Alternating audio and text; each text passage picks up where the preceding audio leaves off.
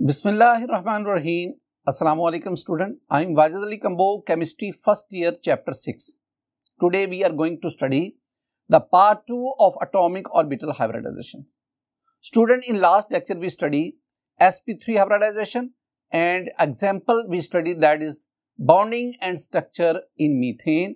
In this lecture we are going to study the bonding and structure of ammonia and water on the basis of sp3 hybridization.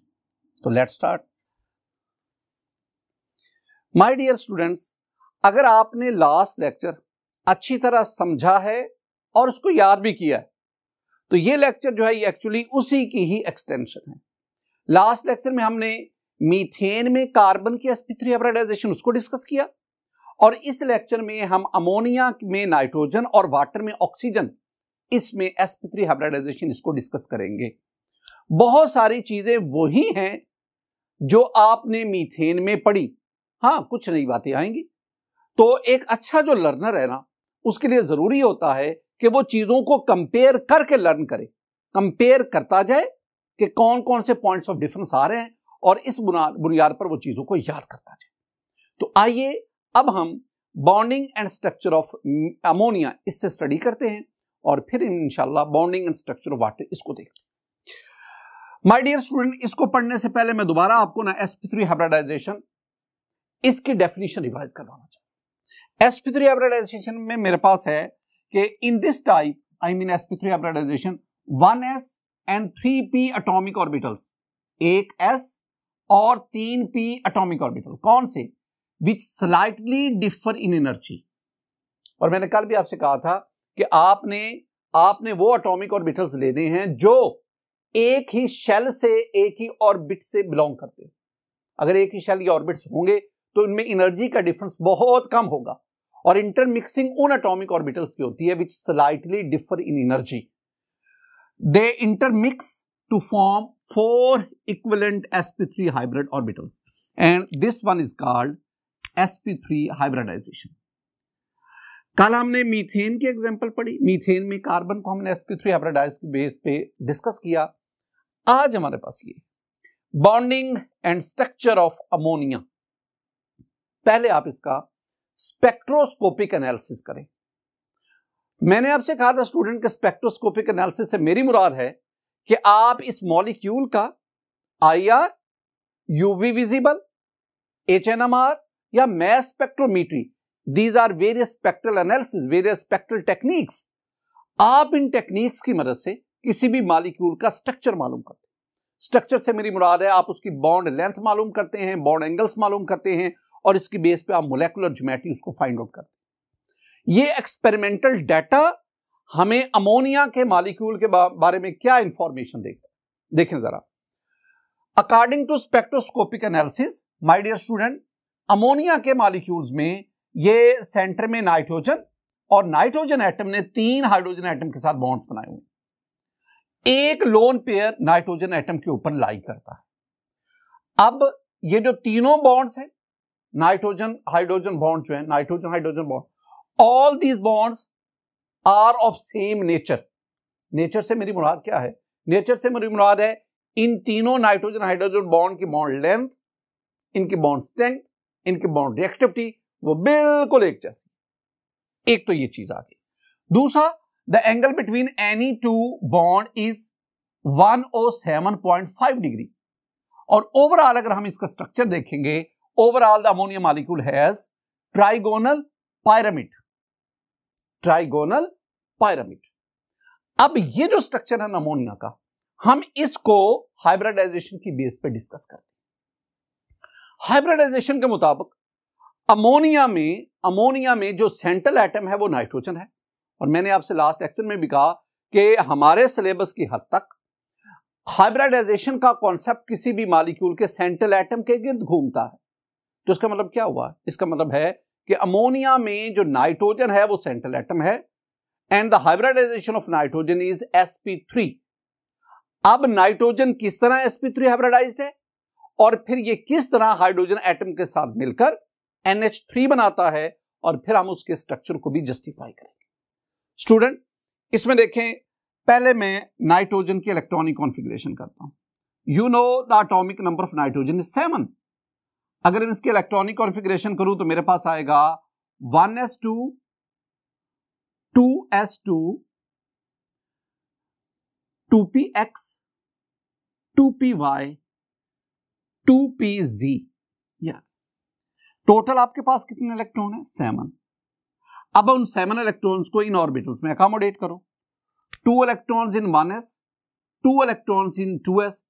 अब आपके पास 3 electron रह गए और ये तीनों के तीनों जो है दीज आर डीजनरेट ऑर्बिटल्स, वो ऑर्बिटल जिनकी एनर्जी सेम है। और जब इनमें इलेक्ट्रॉन की फिलिंग होती है तो we have to follow the Hund's rule. 3 electron 3 orbital same energy, तो हम क्या करेंगे? हुंड्स रूल के मुताबिक हम हर एक ऑर्बिटल में एक एक इलेक्ट्रॉन रखते जाएंगे। यू मेरे पास अब इसमें स्टूडेंट ये वाला 1s first orbit, I mean it belongs to the first shell, K shell first orbit उससे, और ये वाले जो 4 हैं these orbitals belong to the second orbit. ये वैलेंस शेल ऑर्बिटल्स है, वैलेंस शेल के ऑर्बिटल्स है। ऑर्बिटल्स की तादाद 4।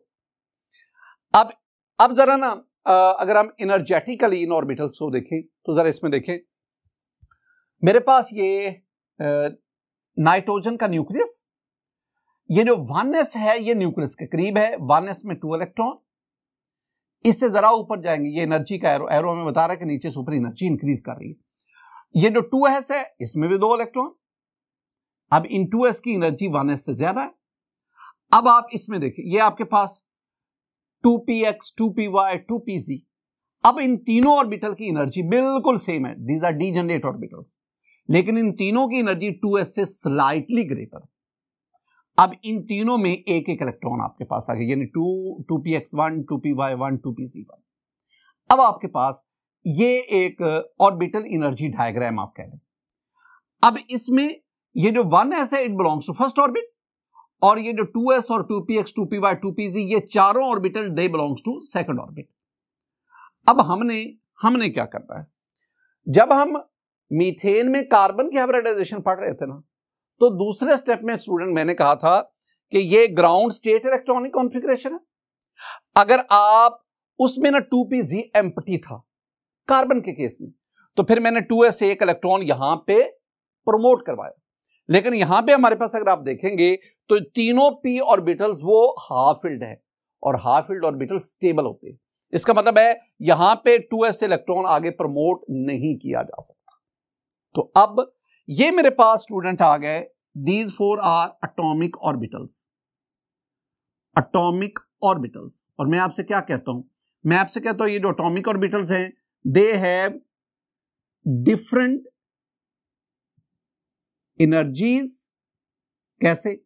अभी मैंने आपको बताया कि 2s की एनर्जी कम है और इन तीनों की एनर्जी 2s से कदरे ज्यादा है, यानी इन तीनों की एनर्जी सेम है लेकिन चारों की सेम नहीं है, क्योंकि 2s की एनर्जी उनसे कम है। Different shapes. अब जरा शेप्स के हवाले से देखें, मैं कह रहा हूं इनकी शेप्स मुख्तलिफ है। माय डियर स्टूडेंट, ये मेरे पास है 2s, it has 2 electron. This one is 2px 2py 2pz। 2s is spherically symmetrical having 2 electrons. 2px 2py 2pz all these are dumbbell shape. तो 3 ऑर्बिटल की शेप डंबल है, एक ऑर्बिटल की shape spherical है, चारों की एक जैसी नहीं है। These are atomic orbitals. They have different energies, different shapes. अब इनकी इंटरमिक्सिंग होगी।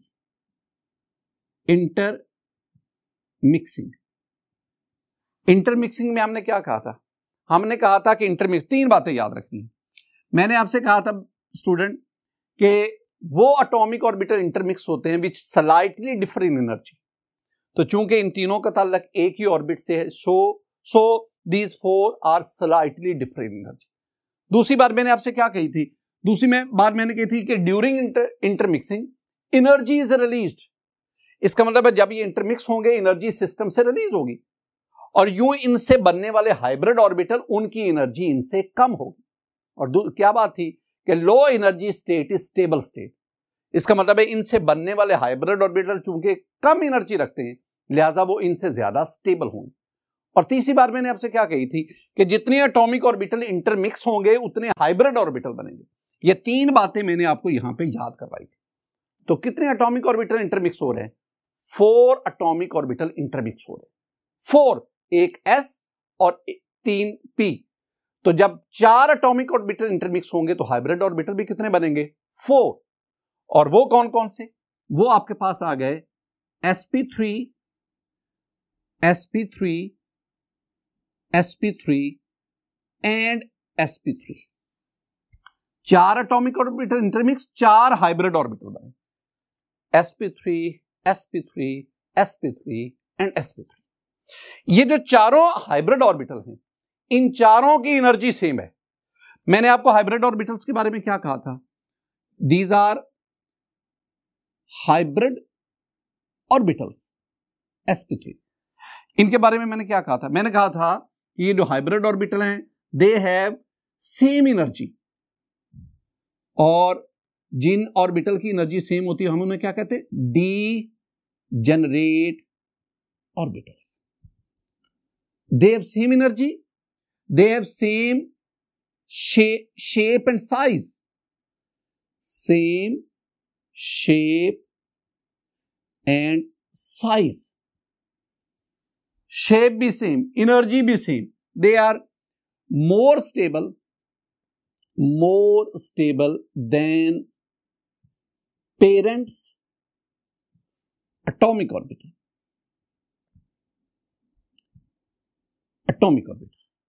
इन एटॉमिक ऑर्बिटल से ये ज्यादा स्टेबल हैं क्योंकि इनकी एनर्जी उनसे कम है। चौथी बात है, मैंने कहा था but,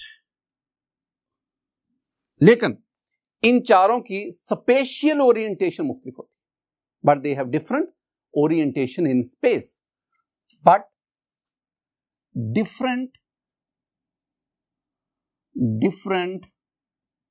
orientation in space, orientation मुख्तलिफ है।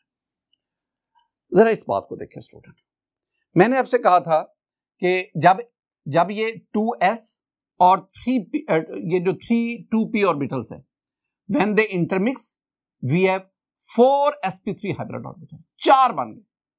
चारों की शेप सेम है। वो एक हाइब्रिड sp3 को देखेंगे तो एक sp3 में देखेंगे तो ये इसका मेजर लोब है और ये माइनर लोब है।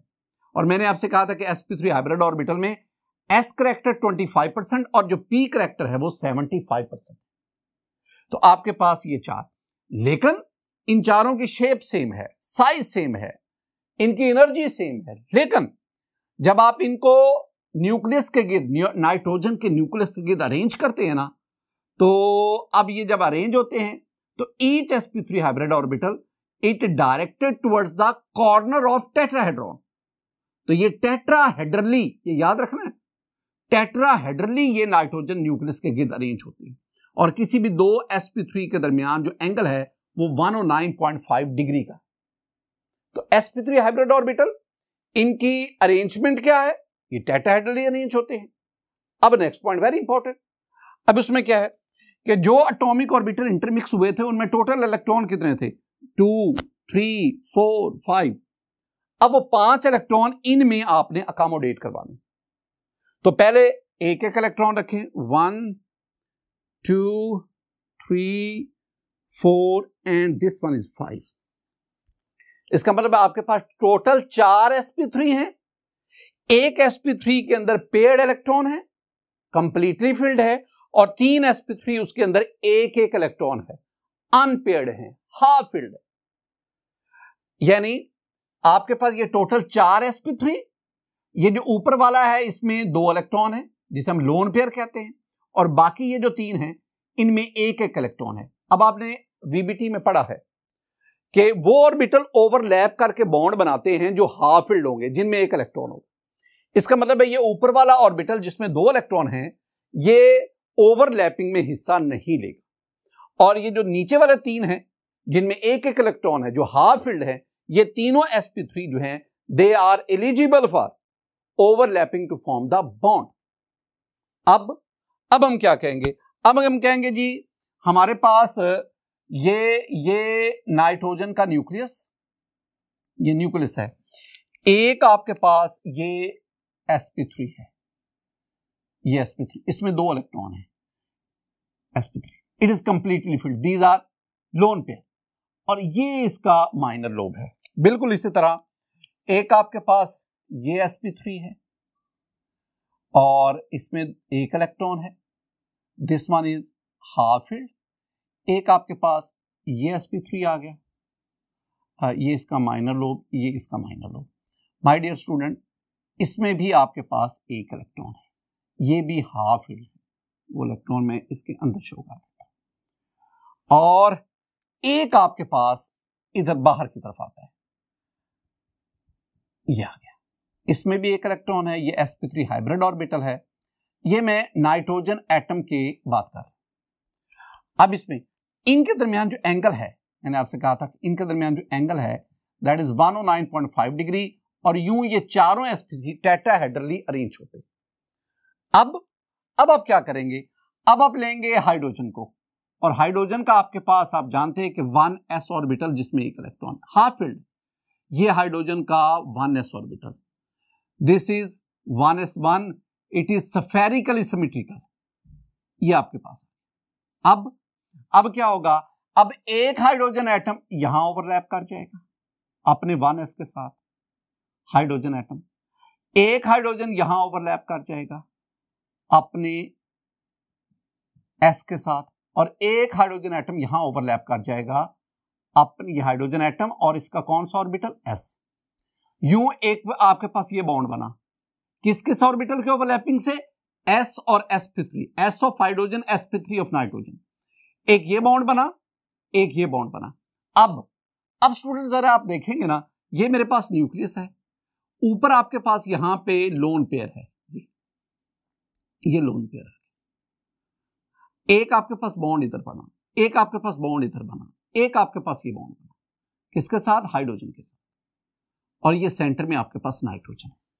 मैंने आपसे कहा था कि आपके पास ये जो sp3 हाइब्रिड ऑर्बिटल है ये टेट्राहेड्रली अरेंज है, लेकिन जब आप हाइड्रोजन को इनके साथ ओवरलैप करवा के बॉन्ड बना देते हैं, अब जरा देखें my dear student, this one is the lone pair, this one is the bond pair, this one is the bond pair, this one is the bond pair.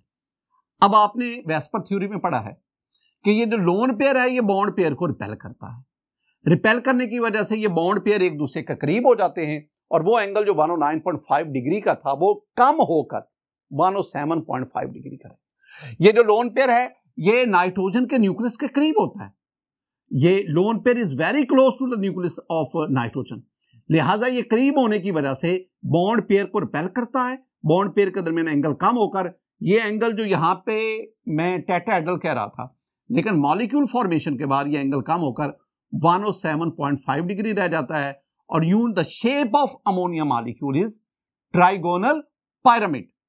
Shape इसकी क्या आ गई, trigonal pyramid. My dear student, जितना कुछ मैंने आपको समझाया, अब मैं आपको एक एनिमेशन के जरिए सारे का सारा जो है समराइज करना चाहता हूं, तो आइए जरा देखते हैं। माय डियर स्टूडेंट, मेरे पास ये नाइट्रोजन का एटम है, this one is 1s2, this one is 2s2, 2px1, 2py1, 2pz1। We don't need any kind of excitation. अब इसमें हमने क्या कहा, हमने कहा ये जो 2s है, 2px है, 2py है, 2pz है, ये चारों के चारों जो है they belong to valence shell, ये सेकंड ऑर्बिट से ताल्लुक रखते हैं। अब क्या होगा, ये चारों के चारों they intermix to form 4 sp3 hybrid orbital, sp3 sp3 sp3 sp3। अब इन sp3 हाइब्रिड ऑर्बिटल को अगर आप देखेंगे ना, तो sp3 हाइब्रिड ऑर्बिटल के दरमियान जो एंगल आ रहा है ना वो 109.5 डिग्री है, यानी these 4 sp3 hybrid orbitals are tetrahedrally arrange, इनका ये टेट्राहेड्रल अरेंजमेंट। इलेक्ट्रॉन को जरा देखें, एक sp3 हाइब्रिड ऑर्बिटल में 2 इलेक्ट्रॉन है, कंप्लीटली फिल्ड है, जबकि बाकी ये जो 3 sp3 हाइब्रिड ऑर्बिटल है हर एक के अंदर एक एक इलेक्ट्रॉन है, हाफ फील्ड है। अब क्या होगा, हाइड्रोजन एटम अपने 1s ऑर्बिट, 3 हाइड्रोजन एटम अपने 1s ऑर्बिटल के साथ इन 3 sp3 हाइब्रिड ऑर्बिटल के साथ ओवरलैप करेंगे। यूं मेरे पास ये 3 बॉन्ड बनेंगे और ओवरऑल मेरे पास जो अमोनिया का मॉलिक्यूल होगा उसकी ये लोन पेयर ये ज्यादा स्पेस ऑक्यूपाई करता है, लिहाजा बॉन्ड पेयर करीब आ गए और यूं ये एंगल 109.5 डिग्री की बजाय ये 107.5 हो गया and the shape of this ammonia molecule is trigonal pyramid। My dear student, हम आगे बढ़ते हैं। Bonding and structure of water. जिस तरह हमने अमोनिया और मीथेन को डिस्कस किया, तेजी से वही बातें जो पॉइंट ऑफ डिफरेंस आएंगे ना वो जरा मैं रुक रुक के समझाता जाऊंगा, बाकी जो चीजें रिपीट हो रही हैं वो तेजी से मैं आपको समझाता जा रहा हूं। देखिए, पहले मैं इसका स्पेक्ट्रोस्कोपिक एनालिसिस करूंगा। माय डियर स्टूडेंट, अगर आप वाटर का स्पेक्ट्रोस्कोपिक एनालिसिस करें तो हमें पता चलता है कि ऑक्सीजन के साथ 2 हाइड्रोजन एटम ने कोवेलेंट बॉन्ड बनाया होगा और ये दोनों oxygen hydrogen bond these are of same nature. ये ऊपर 2 लोन पेयर हैं। अगर आप ओवरऑल इस वाटर मॉलिक्यूल की शेप देखेंगे तो वाटर हैज बेंट और एंगुलर स्ट्रक्चर, बेंट और एंगुलर स्ट्रक्चर। अब इसमें हमारा मेन फोकस किस पे रहेगा? हमारा मेन फोकस स्टूडेंट रहेगा ऑक्सीजन की हाइब्रिडाइजेशन। जिस तरह हमने कहा मीथेन में कार्बन sp3 है, जिस तरह अमोनिया में नाइट्रोजन sp3 हाइब्रिडाइज्ड है, इस तरह वाटर के अंदर ऑक्सीजन जो है दैट इज sp3 हाइब्रिड। जरा देखिए, मेरे पास ऑक्सीजन की electronic configuration, my dear student, the atomic number of oxygen is 8। We have 1s2, 2s2, 2px, 2py and 2pz। 8 electron है, 2, 4, 5, 6, 7 और 8। ये आपके पास जो है ना ये आपके पास हैं valence shell orbitals, second orbit के ऑर्बिटल्स। जरा इसको देखें, ये मेरे पास ऑक्सीजन का न्यूक्लियस, ये एरो शो कर रहा है कि नीचे से ऊपर एनर्जी बढ़ रही। सबसे पहले 1s2 close to the nucleus, energy कम। इससे जरा ऊपर आएंगे तो 2s2 away from nucleus, energy बढ़ गई। और ये आपके पास 2px, 2py, 2pz। 2px में 2 इलेक्ट्रॉन, 2py, 2pz में 1 इलेक्ट्रॉन। अब ये जो चारों इलेक्ट्रॉन है जिन ऑर्बिटल जिनके साथ 2 लिखा हुआ है, 2s, 2px, 2py, 2pz, these 4 orbitals belong to second orbit।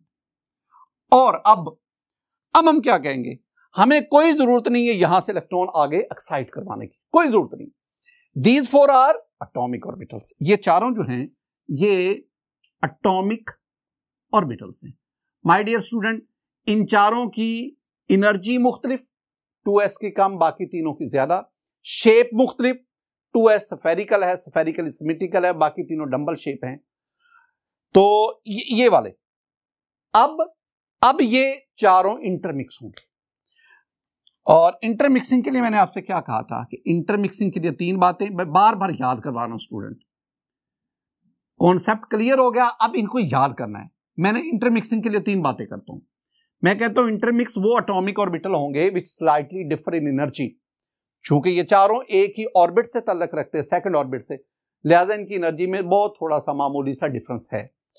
Intermix, दूसरी बात, इंटरमिक्सिंग के दौरान एनर्जी रिलीज होती है, तो इसका मतलब है कि इनसे जो हाइब्रिड ऑर्बिटल बनेंगे उनकी एनर्जी इनसे कम होगी, वो स्टेबल होगी। और तीसरी बात, जितने एटॉमिक ऑर्बिटल इंटरमिक्स होंगे उतने हाइब्रिड ऑर्बिटल बनेंगे। तो my dear student, 4 atomic orbital intermix हो रहे हैं, तो हमारे पास हाइब्रिड ऑर्बिटल कितने बनेंगे? 4। तो मेरे पास ये आ गया sp3, sp3, sp3 and sp3। ये चारों क्या कहलाते हैं? These 4 are called hybrid orbitals. जरा देखिए इस बात को, मैंने कहा ये मेरे पास 2s2 है, ये 2px2 है, ये 2py1, ये 2pz1। These are atomic orbital. Intermixing के बाद ये मेरे पास 4 हाइब्रिड ऑर्बिटल बने, sp2, sp3, sp3, sp3 and sp3। अब ये जो चारों sp3 बने हैं, चारों की शेप सेम, चारों की साइज सेम, चारों की एनर्जी सेम, डीजनरेट हैं। ये चारों अपने पेरेंट एटॉमिक ऑर्बिटल से ज्यादा स्टेबल हैं, लेकिन इन चारों की ओरिएंटेशन मुख्तलिफ है। अब ये चारों जब अपने आप को अरेंज करते हैं ना, तो they are directed towards the corner of the tetrahedron. तो हमारे पास ना ये चार बने, दे हैव सेम, क्या बोला, they have same energy, they have same shape, size, they are more stable than parent atomic orbital. लेकिन एक बार मैं कहता हूं, बट क्या they have different orientation in space, they have different orientation in space. जितनी दफा स्टूडेंट अब मैं ये रिवाइज कर चुका हूं, अब तक तो आपको ये बिल्कुल रट गया हो। दे हैव डिफरेंट ओरिएंटेशन। अगली बात बड़ी इंपॉर्टेंट है, और वो क्या, जो एटॉमिक ऑर्बिटल इंटरमिक्स हुए थे, इनमें टोटल इलेक्ट्रॉन कितने हैं? 2, 4, 5, 6। Now you have to accommodate these 6 electrons in these 4 hybrid orbitals, and you have to follow the Hund's rule. Why? Because these 4 atomic hybrid orbitals, they are degenerate, energy same है। तो 6 electron, 4 hybrid orbital, accommodation क्या है? 1, 2, 3, 4, 5, 6। 2 hybrid orbital paid electron रखते हैं, 2 hybrid orbital unpaired electron, एक electron unpaired, 2 hybrid orbital completely filled, 2 hybrid orbital half filled. ये overlap करके bond नहीं बना सकते, ये ओवरलैपिंग करके बॉन्ड बनाएंगे। अब जरा देखें, ये मेरे पास 4 sp3 हाइब्रिड ऑर्बिटल, 2 के अंदर लोन पेयर ऑफ इलेक्ट्रॉन है, कंप्लीटली फील्ड है, और 2 जो है उनमें एक इलेक्ट्रॉन है, हाफ फील्ड है। लेकिन ये चारों hybrid orbital they are tetrahedrally arrange. अब हमने क्या करना है? अब हमने कहना है कि इन चारों के साथ हाइड्रोजन अपने 4 में से 2 के साथ हाइड्रोजन अपने 1s के साथ ओवरलैप करेगा। तो जब हाइड्रोजन अपने 1s के साथ ओवरलैप कर रहा है, तो आपके पास ये बॉन्ड बन गया, कार्बन हाइड्रोजन बॉन्ड। और किस किस ऑर्बिटल की ओवरलैपिंग से? sp3, s of hydrogen and sp3 of oxygen. तो ऑक्सीजन हाइड्रोजन बॉन्ड बन गया इन वाटर। स्टूडेंट, ये जो मैंने आपको बातें समझाई हैं, जरा इसको भी मैं समराइज फॉर्म में एनिमेशन की सूरत में आपको समझाता हूं। जरा देखें माय डियर स्टूडेंट, मेरे पास ये ऑक्सीजन का एटम है। This one is 1s2, this one is 2s2, 2px2, 2py1, 2pz1। ये मेरे पास, अब इसमें ये जो 2s है, 2px, 2py, 2pz, they belong to second orbit. No need of any excitation as in carbon, कोई जरूरत नहीं। अब होगा क्या? ये जो चारों एटॉमिक ऑर्बिटल हैं, I mean 2s, 2px, 2py, 2pz, ये इंटरमिक्स होंगे, और इंटरमिक्स होकर ये हमें 4 हाइब्रिड ऑर्बिटल देंगे, sp3, sp3, sp3 and sp3। असल में ना आपने इलेक्ट्रॉन्स को देखना है। ये जो पहला sp3 है, इसमें 2 इलेक्ट्रॉन, इस sp3 में 2 इलेक्ट्रॉन, और इन दोनों sp3 में एक इलेक्ट्रॉन, यानी 2 sp3 कंप्लीटली फील्ड है, और 2 sp3 जो है वो हाफ फील्ड है, पार्शली फील्ड। ये चारों sp3 हाइब्रिड ऑर्बिटल अपने आप को अरेंज करते हैं, and we have the tetrahedral arrangement, tetrahedral shape. The angle between any 2 sp3 hybrid orbital, that is 109.5 degree. अब हाइड्रोजन एटम अपना, 2 हाइड्रोजन एटम्स अपना 1s ऑर्बिटल लेकर जो कि हाफ फील्ड है, इन दोनों sp3 के साथ ओवरलैप कर जाए, और यू ऑक्सीजन और हाइड्रोजन के दरमियान ये एक बॉन्ड बन जाएगा। मेरे पास ये वाटर का जो ओवरऑल स्ट्रक्चर बनेगा, इसमें देखिए ये ऊपर 2 लोन पेयर हैं और ये 2 बॉन्ड पेयर हैं। अब वैसे तो हाइब्रिड ऑर्बिटल के दरमियान एंगल 109.5 डिग्री था, लेकिन जब बॉन्डिंग हो गई, अब आप वेस्पर थ्योरी की तरफ चले जाएं। वेस्पर थ्योरी में क्या कहती है कि ये जो लोन पेयर हैं, they occupies more space than bond pair. Lone pair की बॉन्ड पेयर पर रिपल्शन ज्यादा है, और इस ज्यादा रिपल्शन की वजह से ये बॉन्ड पेयर क्लोज हो गए, और क्लोज होने की वजह से वो टेट्राहेड्रल एंगल जो 109.5 डिग्री था, जो अमोनिया में 107.5 हो गया, अब वाटर में आकर मजीद बॉन्ड करीब हो गए, और वो एंगल 104.5 डिग्री हो गया। In this way, the water molecule has bent or angular structure. Water molecule has bent or angular structure. My dear student, आज के इस लेक्चर में हमने एटॉमिक ऑर्बिटल हाइब्रिडाइजेशन में sp3 हाइब्रिडाइजेशन उसको हमने खत्म किया।